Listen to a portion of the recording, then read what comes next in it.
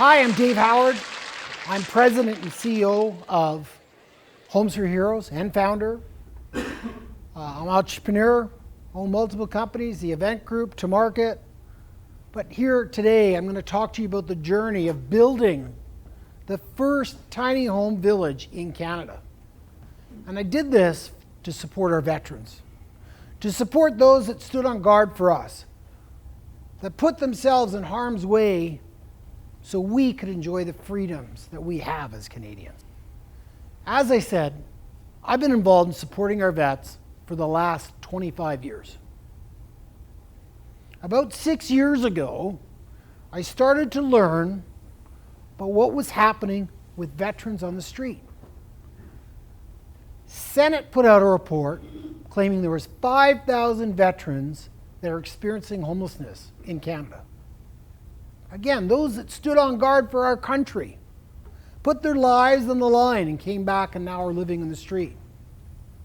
Well, what I found out was that number is more like 10,000 to 15,000.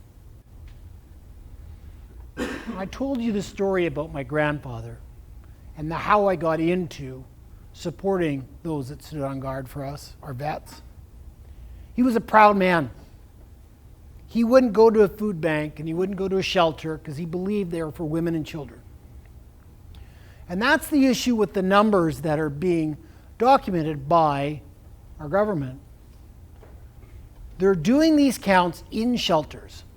So first off, if the vet is going to a shelter, then in turn they're asking them, did you serve?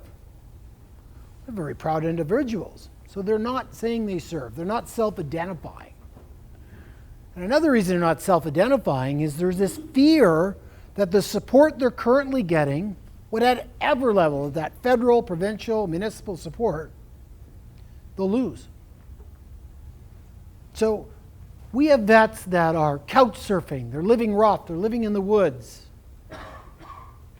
And sadly, 10 to 15,000 of them. So once we understood the numbers, I went to look to see what was being done. And what we found is that housing is not in Veterans Affairs mandate. So there was no program available for our vets who are experiencing homelessness. Nothing. So, being an entrepreneur, I knew I could build something.